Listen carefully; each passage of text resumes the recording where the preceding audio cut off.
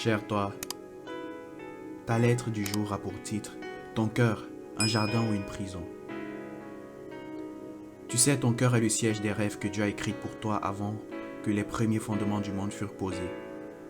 Il est également le lieu où Dieu a décidé d'habiter quand tu as décidé d'être sa demeure par la nouvelle naissance. C'est aussi le siège des pensées, qui sont les réelles motivations de toutes les décisions que tu prends et de toutes les actions que tu poses. C'est censé être un jardin paisible, rempli de joie et de grâce.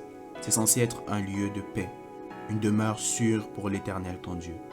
Mais alors pourquoi? Pourquoi la tristesse envahit-elle ton cœur?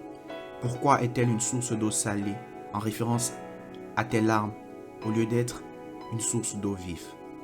Pourquoi l'inquiétude, la peur et la panique a-t-elle envahi ton cœur? Oh cher toi, souviens-toi quand tout a commencé. Tu n'as pas fait le ménage pour l'accueillir. Pourtant, il est quand même rentré.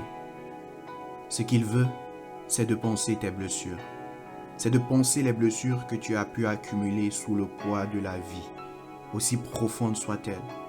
Ton cœur n'est pas censé être une prison.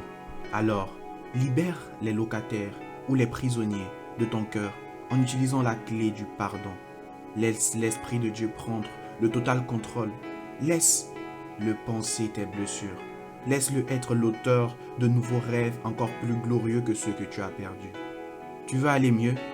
Laisse Dieu s'occuper de tout. Les hommes t'ont peut-être déçu, mais lui ne te décevra jamais. Il te donnera un cœur pur. Il changera tout simplement ta vie. Garde ton cœur plus que toute autre chose, car de lui viennent les sources de la vie. Proverbe 4, verset 23. Ô Dieu, crée en moi un cœur pur, renouvelle en moi un esprit bien disposé. Psaume 51, verset 10. Sonde-moi, ô Dieu, et connais mon cœur. Approuve-moi et connais mes pensées. Psaume 139, verset 23.